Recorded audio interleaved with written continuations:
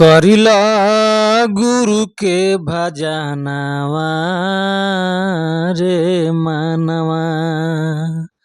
करिला गुरु के भजनवा रे मनवा। करिला गुरु के भजनवा रे मनवा।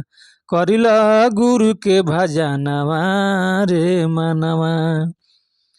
जे करि गुरु भजन दूर होई दुख गजन। माई बाबू भैया भौजी ठीक रही सजनी के सजन।